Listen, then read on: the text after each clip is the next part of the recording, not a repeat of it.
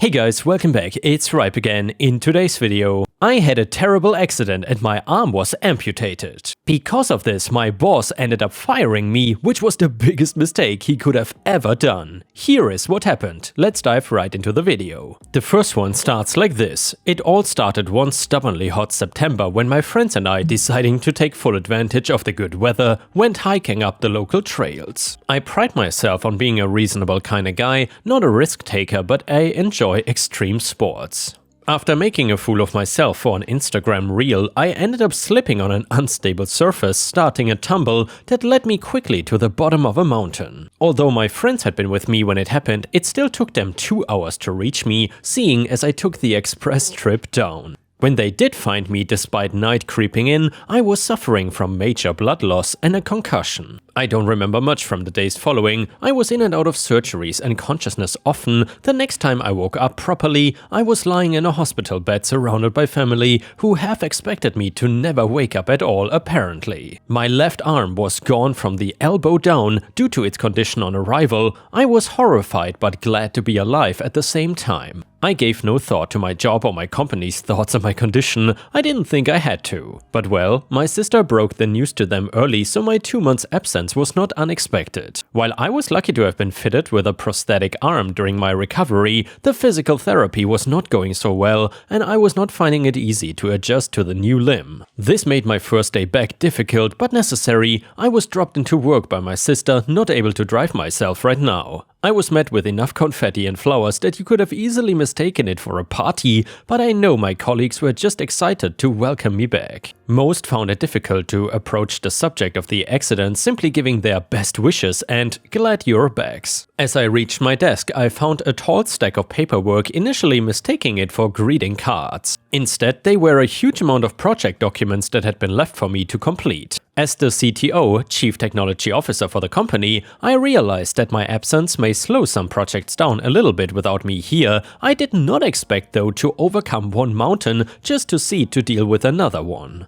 I had not seen my boss yet that day. He had a habit of coming in late and clocking off early, you see. He did arrange for a catch-up meeting in the afternoon though, which I was told about with minutes notice. Throughout the meeting, his tone was dismissive or annoyed, bringing up the pile of work I had left on my desk for far too long. I thought of bringing up the details of my accident again, but I thought better of it. My boss was a douchebag on the best days, but I wanted to give him the benefit of the doubt that he was not putting this on purposefully. After he finished talking and ranting to me about the responsibilities I had to keep up with, he stood and prepared to leave. By misguided instinct, I outstretched an arm towards him for a handshake, and he caught himself in the same mistake as then found himself grabbing onto my prosthetic. When he realized, he immediately recoiled, rubbing his hand as if he had been stung or shocked by a live wire. He stormed out of the room, but not before throwing a glance of disgust my way. It hit me then why he was acting so off. He did not like my prosthetic arm. While I was expecting the rest of my workday to fall back into the old routine, this took a sharp turn towards disaster. Shortly after that meeting, I caught my boss watching me through the blinds to his private office, though he had the decency to duck out of sight sheepishly when I caught him doing so. Was he checking him on me or watching the supposed freak show entertainment of me getting used to a different arm like a newly manufactured Frankenstein hobbling about? Well, I did not have to wonder for long, however. So he called me back into his office, interrupting my lunch break for something he considered quite urgent in his words. Before I could settle into the armchair across from his desk, he handed me a notice of termination. He read out the full contents of the letter himself with venom in his words. He had no sympathy or understanding for my injuries. Instead, he called my prosthetic arm disgusting and that I was useless and the company did not need that weight like me around. Not feeling as timid as I did on our last encounter, I did this time defend myself, as if I felt the need to state all the reasons that I was not meeting his so-called high standards, but I did it anyway. I went into great and uncomfortable detail with him on why my performance was not as good as before the accident, but at the end of the speech he looked no more sympathetic than before. My boss, on the other hand, looked pissed off that I talked back to him. With a wave of his hand, he sent me out of his office and ordered me to hit the road. Stepping back into the main room, I saw many concerned faces, evident that our argument had breached the thin walls of the building. Many were in silent agreement with my plight, though none approached me, probably not wanting to get dragged down along with me. When I got back to my desk, I ripped open the envelope to read the termination properly. The reasons for my termination were listed as insubordination, misconduct, and poor work performance. The sneaky douchebag was clever to leave out any mention of my prosthetic on the official form, while happy to give all his reasons to my face clear as day. Suppose he felt quite safe under the protection of the company lawyers in that regard. He even waived the 2-month notice period to get rid of me ASAP, citing that the replacement was already in the process of being arranged, no small feat either, given the bespoke knowledge on particular policies, international law, VAT and contracts I brought to the team. My colleagues were equally frustrated when I told them about my sudden dismissal, and one person even suggested I take it over his head and argue with the CEO and board of directors upper management instead. While the idea itself was better than going out without a fight, we knew from past experience that they rarely involve themselves in small matters like this. That said, surely if my boss wanted to kick out the head of software development in his branch, then he would have checked for approval first, replacement or no. I did my best, but my contact to them was blocked by their receptionist, who did pass on my message. Despite this, she was clear in saying that they did not want to speak to me, that my boss was within his rights and it was something that I had no right to challenge. My boss wanted me out, the upper management wanted me out too, and my colleagues wanted me to stay but would not fight for me. So I have to fight for myself. Luckily, if my boss wanted a legal battle, he chose the wrong person to pick on, as familiar with the UK employment policies as I was. With the help of a good lawyer, I drafted and filed 2 lawsuits for violating the Disability Discrimination Act (DDA), one to the company and one to my boss specifically. See how he likes a letter left on his desk. After that, I packed up my things and waited for the oncoming crap storm. Sure enough, Monday morning, I got the call and my boss found what I left for him, and he was furious. He demanded that I withdraw the allegations or he would make sure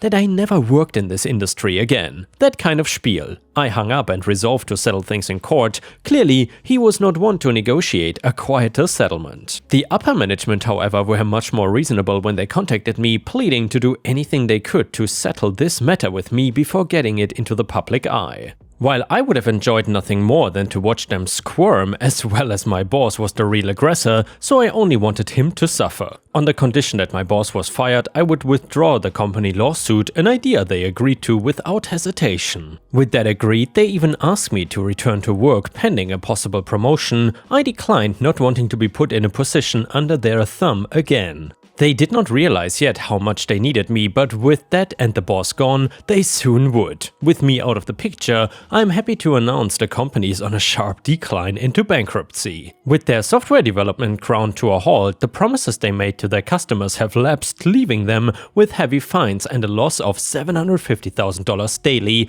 until they get the ship running again like they could afford to. This did put my ex-colleagues in a little bit of hot water, but I'm confident, as skilled as they are, they will have no issue finding new employment that better appreciates their talents. On the other hand, I couldn't be happier with the outcome as I settled into my new role. After my unfair dismissal, I was recruited by our competitor, giving me ample knowledge to now use against my former bosses. I was a little disappointed that he would escape the consequences of the lawsuit after the settlement, but I had to accept any small victory where I had one. The higher-ups could replace him and offer me my job back, but after all this, maybe I will just fly solo for a while. And yeah, ripe stars, I hope the company management learned that you don't just fire your most valuable employees. If you enjoyed the story, please don't forget to like the video and maybe even post some star emojis in the comments if you want to support me. Thank you so much, and the next one is a malicious compliance story. So this was years and years ago, back when I was working as a land surveyor. Basically, what we would do is go out with a laser gun on a tripod and shoot it at a bunch of mirrors on a stick, and because math, that would give us an extremely precise map of an area. My dad was the one who trained me in the trade,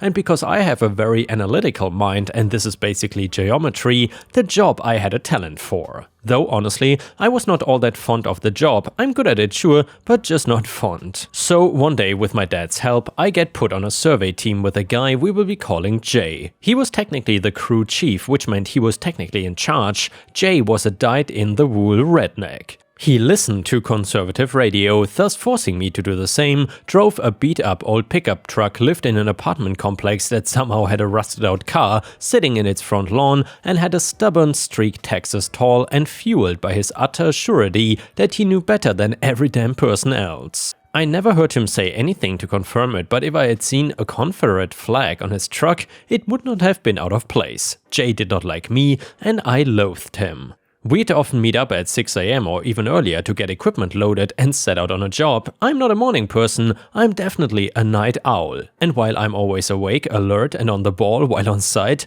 the car ride out to the site would often lull me to sleep. And Jay hated that. Every time I would, fighting to keep my eyes open while ignoring the constant drone of southern fried conservatism flooding out of the radio, starting to doze off slightly, Jay started screaming his head off, telling me to wake the F up.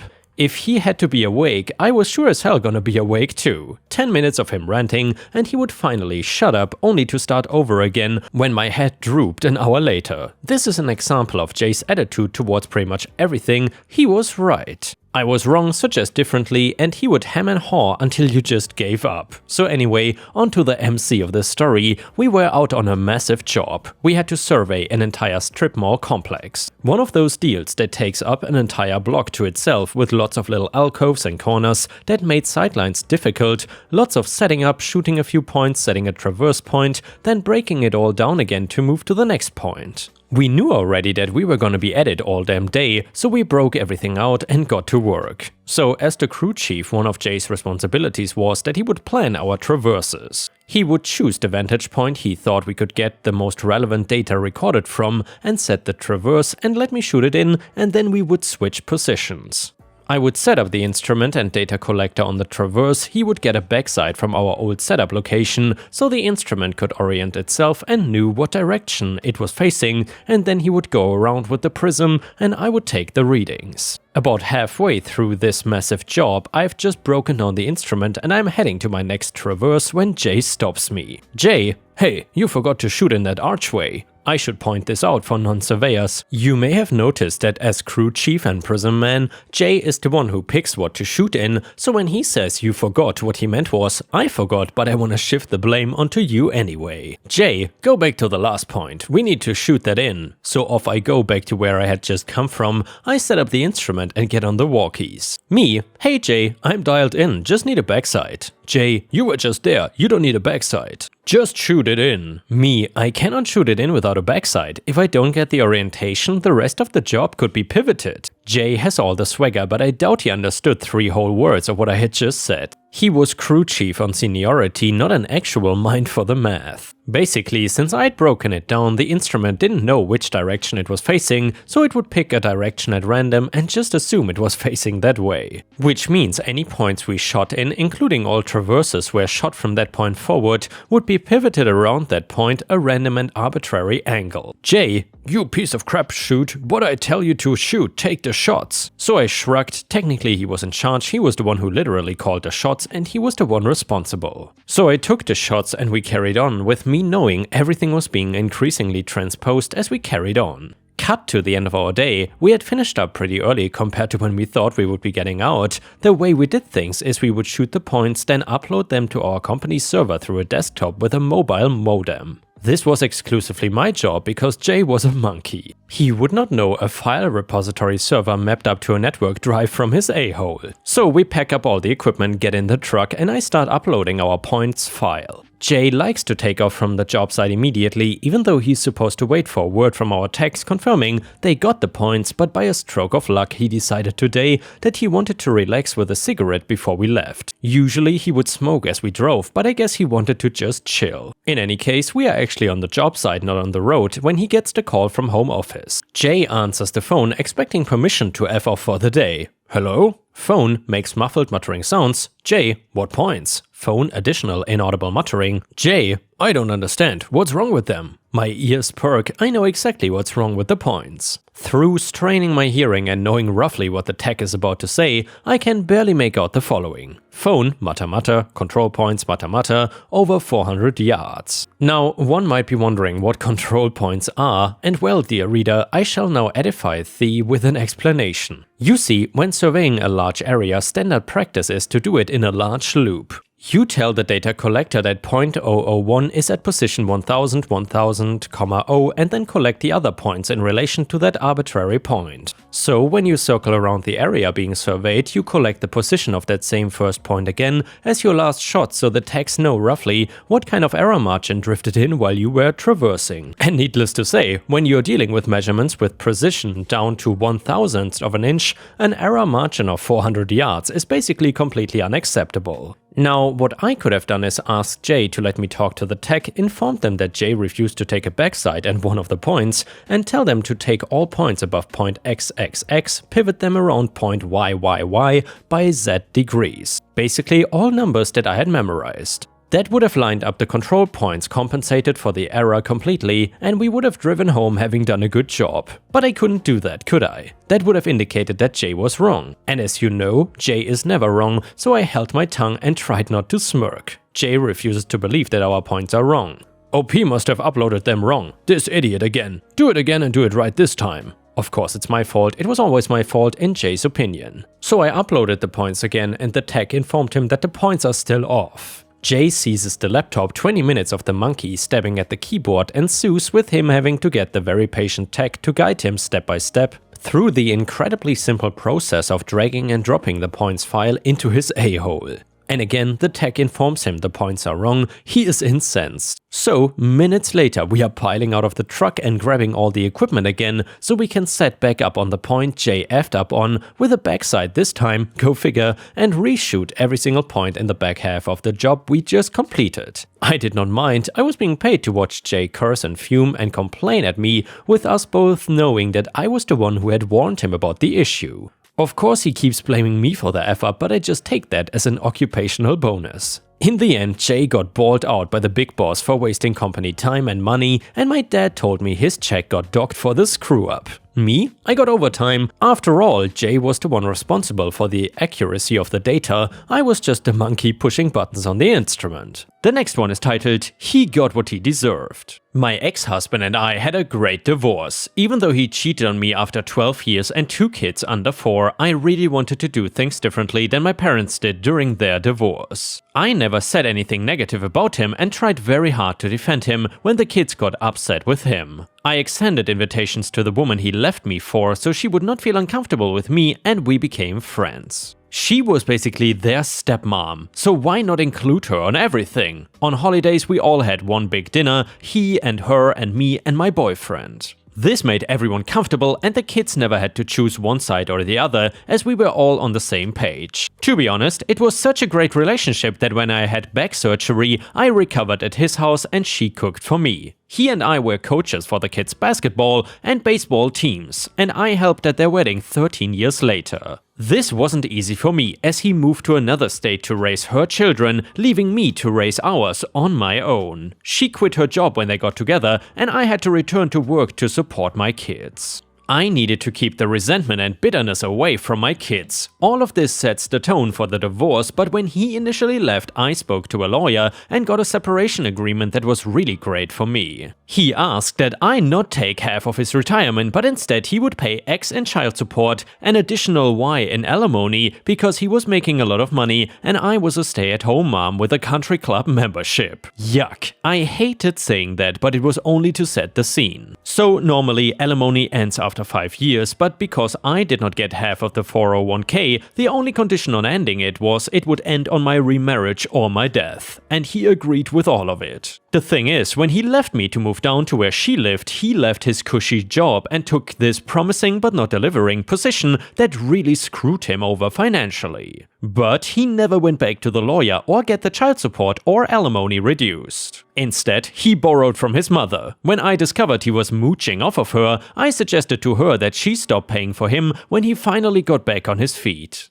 She never would do that and continued paying for his life and her to be a stay-at-home mom, even co-signing for a second home for him when he finally moved back to raise his kids. Hers had graduated and lived in his old house and ours were in HS. He did come to me and ask if I would accept regular child support and half of the alimony, and then later when he was really earning money, he would pick back up on the past due amount. Not wanting to make waves in an otherwise great divorce, I said yes and kept track each month of what was owed in a shared spreadsheet with him so he could see how far in debt he was getting each month. He ended up owing me $1 per month x 10 years, but he said when the kids aged out of child support he would continue to pay the same amount to make up for the alimony, which totaled to around $120,000. When my daughter aged out, he continued to pay the same amount, putting a small dent in what he owed for 3 years. Then, as soon as my son aged out, I meant 2 weeks after he joined the Marines, he called me and told me there was no way he was gonna continue paying me for the next X amount of years and I could take him to court if I wanted to, but there is no effing way he would pay me another cent. This completely blew my mind as we had such a fantastic relationship and it came out of nowhere.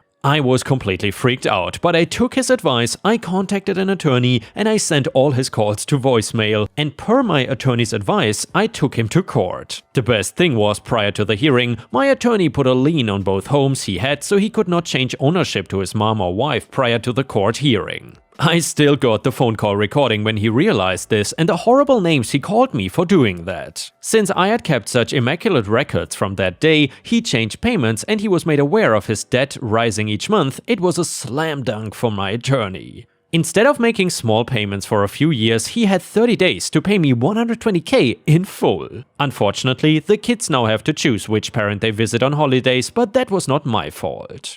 I was willing to continue as is and not put any strain on the family relationship. And for those who are wondering, yes, he did cheat on her 2 times before they got married, but she had quit her job and when they got together because she found a sugar daddy and had nothing to fall back on / nowhere to go, so she stayed with him. And by the way guys, this guy sounds totally horrible. What an awful human being. Anyway, since we were friends, she shared this info with me, as I would understand what she was going through.